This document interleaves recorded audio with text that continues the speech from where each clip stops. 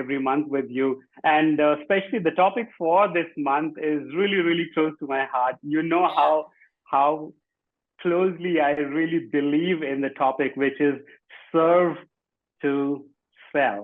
And this actually comes from my real experience of being a sales professional and a sales leader. And I would not be wrong to say that I was pretty successful. but then, but then the thing is that I first started with customer service and guest service, and then after my MBA, I did move into sales and marketing. So that was the starting point where the customer service or the guest service or the customer experience was ingrained in my style of working. And when I moved into sales, it always remained as one of the key elements. And Beck, when I first moved into sales and people were very experienced, more experienced than me, quite successful. And that's when I was really interested in learning from them and also sharing what I have learned from a different context of customer service before sales. And I realized that sales comes at a very later stage of your interaction with your customer. And it's like almost the last stage or maybe the second last stage where you talk about the price or you get into a win-win sales negotiation or you try to add in some extra value adds to close the sale because you really worked hard over the whole sales cycle, starting from prospecting to presenting to really demonstrating the product and the service and how much of a difference it could make and trying to really indirectly show your customers that you're the right fit for their business, for their money, for their time. What I've realized is many, if not all, of the sales professionals keep their eyes very, very, very focused on the end goal, which is to sell, to get the money. But then the whole process of sales is not just about that. And the difference that I could see in my way of selling versus many other sales professionals that when I was selling, you can check out my social media and you will see some of the memes and my stories over there that I always served. I never sold. I always served and sales happened. And that too, sales happened at a higher price, bigger volume, and for a longer period of time than just trying to sell and make that one independent sale.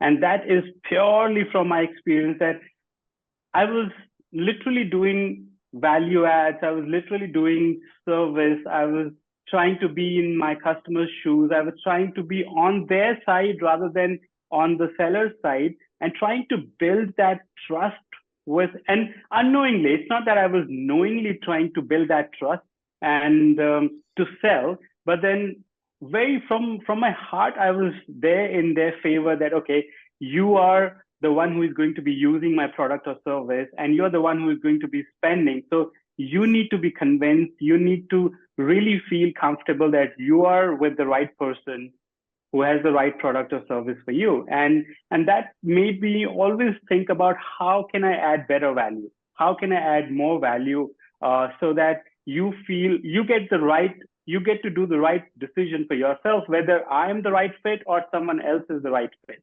And that most of the time I literally had to do no negotiation, no extra value adds because they were already finding so much of value that they were ready to pay for any extra add-on. And that was like an upselling, cross-selling, future selling, next selling for my business rather than just trying to negotiate in order to close. So that's the reason Beck and I have really brought this concept, especially which is very, very critical after the pandemic, where the customers are the kings and queens and they're really looking for the right value and they really want to be associated with the right company, right product, right people, right service. And this is the right time when we all should embark on the journey of serve to sell, because this is going to make your life easier in the sales process when you're trying to really make that sale, close that deal. What do you think, Beck? Oh, I couldn't agree more. And just everything that you're saying, I just want to interrupt and keep talking with you. I'm being very controlled today. You know, it makes me think about, I think every salesperson needs to walk a day in their customer's shoes. Remember what it's like to be a customer and be sold to. I don't want salespeople to be glorified waitresses taking an order. I want them to sell. I want them to be focused on what it is that the client is actually wanting, to be focused on what the customer is wanting, and to almost have this education piece that goes around helping the customer to understand what it actually is that your product or service offers them, without selling it, but kind of giving that education. So, I mean, we're an expert in what we do, and we all have pretty websites that talk about what we do. But how does that translate into exactly what the customer is after? You know, what are their needs, that they are wanting? How do we match our product or service to what it is that customer is needing? How do you personalize that experience or that product? By understanding the customer wholeheartedly, that's when you can actually start to understand, can I fit to and be a good fit with them. I had a meeting with a client literally 2 hours ago, and we were talking about, um, what it was that she was after, and am I the right fit? And I know that she's speaking with a competitor, and I know what would be fabulous for them. And we talked about that. We talked about a con for me is a pro for them. But then there are a whole lot of other pros for me that were not listed in her top four of what she wanted. But it was something just so completely different. And without us having this open, honest conversation of discovery, we wouldn't have got there. And I think that's really important to, I literally took her shoes off and I sat in her shoes. You know what I'm saying? Wow. Yeah, this is so powerful, and especially in today's time and age, it's so much critical to really have the confidence of your customer, because if you have built the confidence, you're not just going to be getting a customer for one time, but they will be repeating themselves, they will be spending more, and they will be happily referring us to their network, because that's where they take pride in finding someone who can really deliver and has the right mindset of serving, adding value, and not just with the end goal. How can I close it? How can I negotiate? How much discount can I do so my competition cannot really give that kind of a discount and I get the sales closed? I remember very early on in my sales career, one of my bosses said, "Hey, if I have to keep discounting and give free value adds or add-ons, then I don't need you guys. I can just put up a signage over my business building and say, this is the price, and people will come, just walk in and take, who are only interested in a cheap price product or service." And that made me really think that, oh, yeah, I mean, this is a threat to my existence. I'm so much Right. into my profession that if that really happens, if I don't really show that difference, then we will just become that signboard which has got a specific price, and people will just walk in and buy who really want to buy at that price. I had a general manager once who said, if you keep discounting, I'm going to take it off your wage. Stop discounting right there and then. Oh my gosh. Yeah, that's the critical. So how really how there's certain things that we at the organization level as well that we need to practice for our sales team or our marketing team to be really getting into the hang of serve to sell, because sometimes what happens is that even if they agree to what we are saying, if they're not supported, it doesn't really work. So I think it's super important for organizations. And if you are one of the leaders on this show or watching us later, it's so much critical to build that customer centric culture in your organization, because that's when once you do that, yes, it's a process. It takes effort, and once you have built that, your sales process will become so much easier that your salespeople would like to stay longer because they are not struggling every day to meet their quota, to meet their budget, and you're getting repeat business, you're getting referral business. So it's kind of a very easy life for you as well as a leader, isn't it? Yeah, absolutely. While I think of it, if you haven't got a referral plan or a referral program in place for people who refer you, what are you doing? You need, you need to, because this is I throw money at people who refer business to me. Um, it's my way of saying thank you, because that word of mouth is invaluable. You Any Google review is not going to be worth its weight in gold if you haven't had a word of mouth piece that goes with it. And if you're not thanking them in whatever way it might be, I don't know, you work that out. But wow, you've got to do that. I'm getting off topic. I'm sorry. No, absolutely. Oh, Beck, getting off topic. um, Post-purchase support. What have you got in place that's going to help your customer once you've done that sale and you've closed and you've sealed the deal?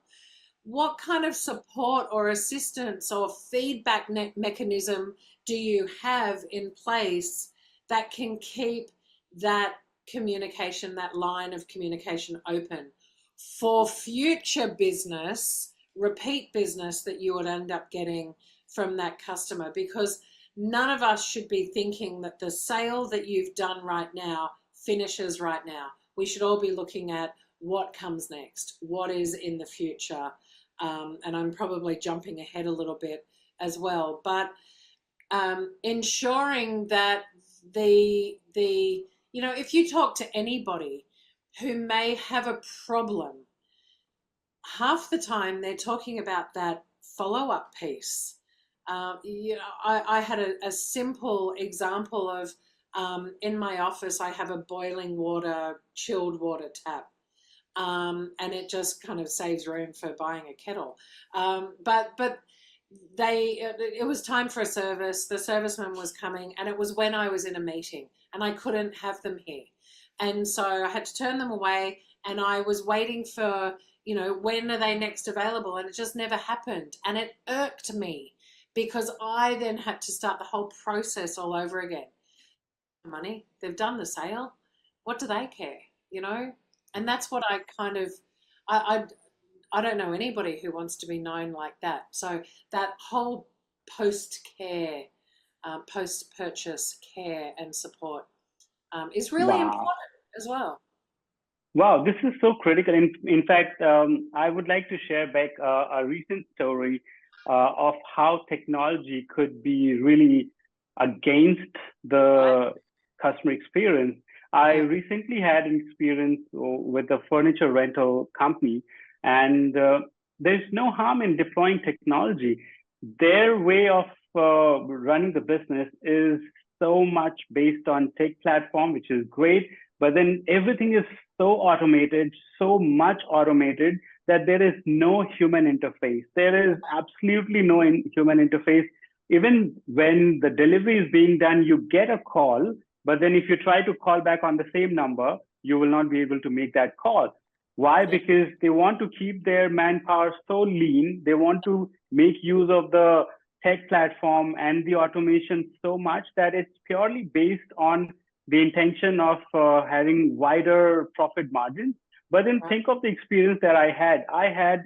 Um, so my first experience was okay. The second experience when I rented another furniture, that due to some tech issue which later found out, it was automatically cancelled, and I had guests coming over home, and they needed to use the furniture, and I was frantically trying to contact why is this cancelled, because I was expecting it to be coming 2 days earlier and it was not delivered.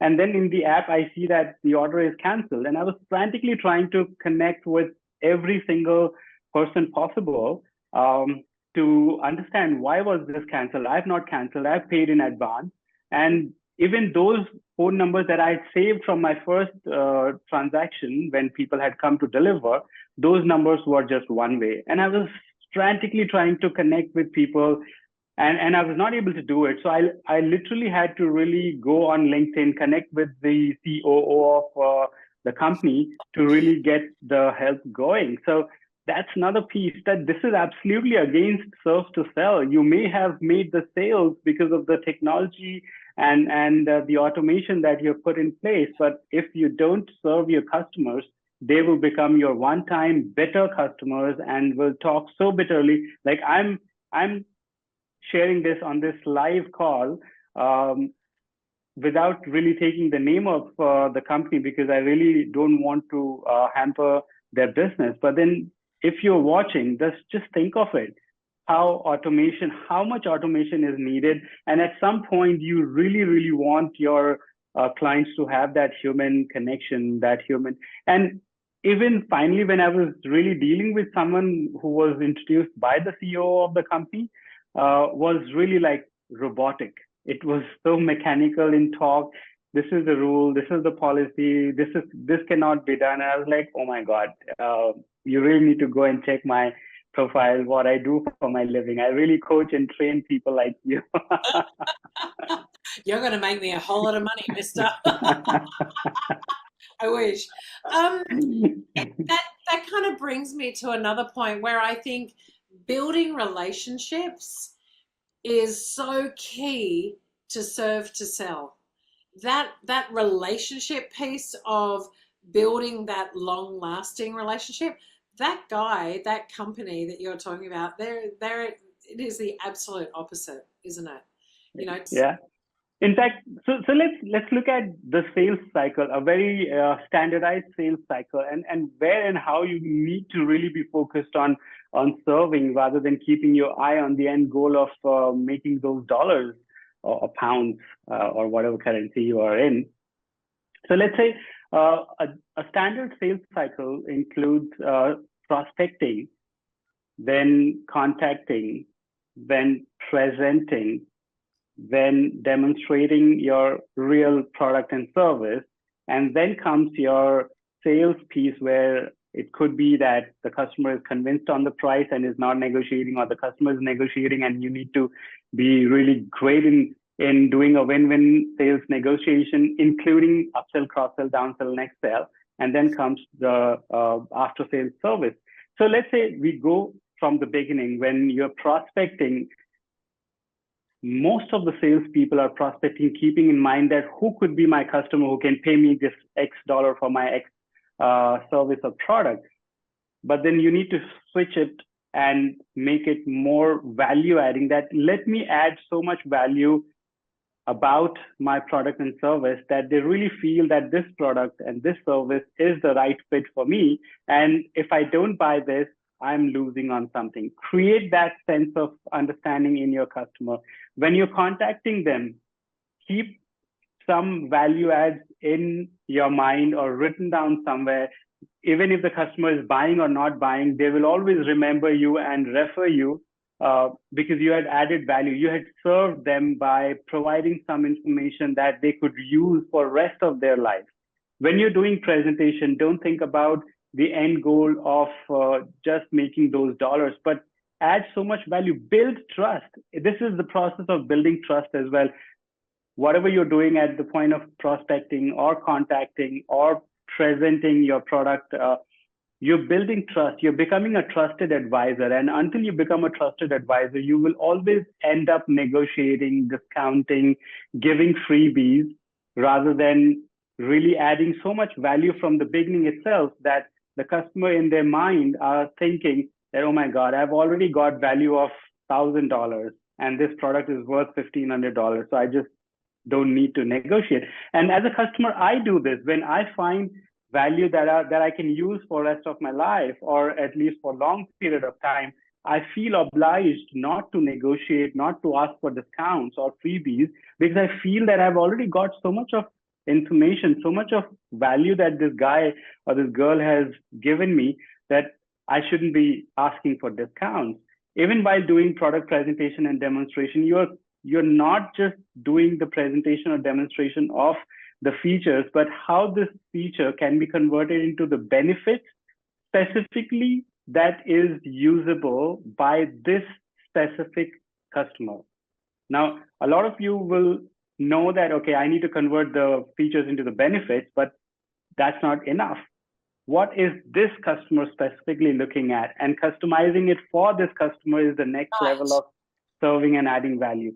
So then only comes the stage where you say, okay, now I can ask for a sale. And at that time, make it so much valuable that when it comes to asking for sale, the customer says, this is my credit card, take it and swipe it. I want this, because in their mind, they have gotten so much value, so much more than what they're spending. And that's when your sales will become at a higher price, bigger volume, and for a longer period of time that I shared in the beginning that was happening when I was a salesperson and when I was leading sales and marketing teams. Yeah. It really it just rings so true. There are no generic benefits.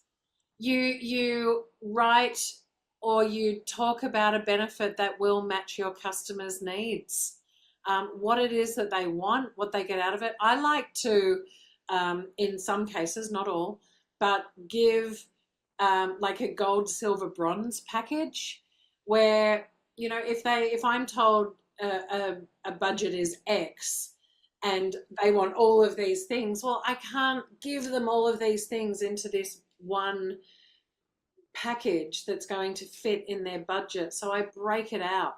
What's most important? What if you couldn't have that? And I start to learn truly. Bentley don't discount, right? so I start to learn what it is that's going to have the biggest impact for that customer. What is most important? And therefore, can I put that into the budget? Budget plus a little. You know, maybe if I did their budget, it would be slightly less what I'm offering, but I give them the choice. I let them choose what's the best outcome for them. This then creates loyal customers.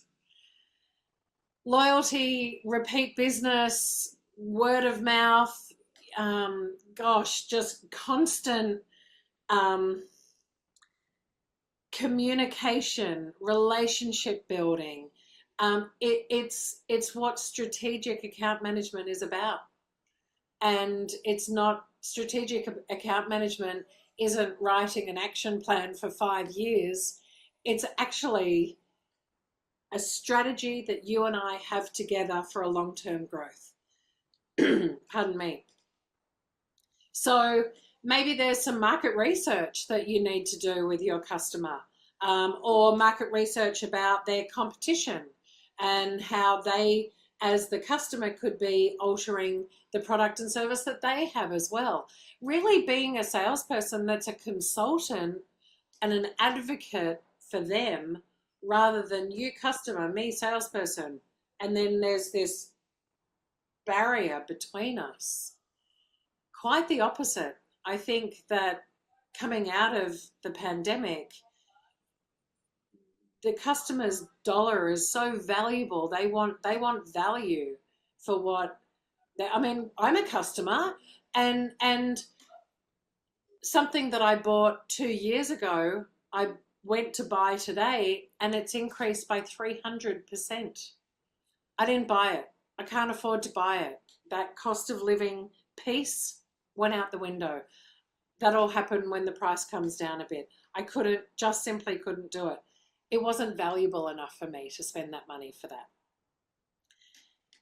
But we need to show value. We need to show how valuable we are to a customer. We need to help the customer understand that by using us, their return on investment will be X amount. So good research on that as well. Absolutely. And I would like to share with if you are a sales professional, it's so much important to be really starting with empathy. When you genuinely practice empathy in your sales process, you will not think of the end goal of making that sale, but you will always think of the customer first, what value I can add, how can I really do the confusion management at certain point that, okay, I have several options, which option is the best suited option. You will get tons of opportunity in your sales process, in your sales cycle, where you can really serve your customers so much that they really get wowed and say, okay, I'm not going anywhere else to waste my time and money. This is the right place, this is the right guy, and I'm going to be here.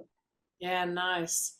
I think also, I mean, I don't know any company that stays stagnant forever. Every company grows and develops and changes and merges and purchases and does wonderful, great things.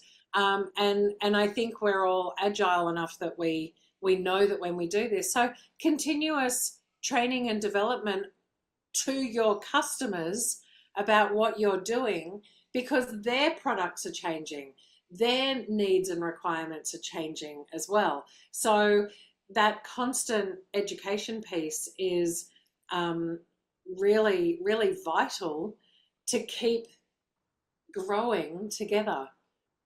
That's it from me. Wow.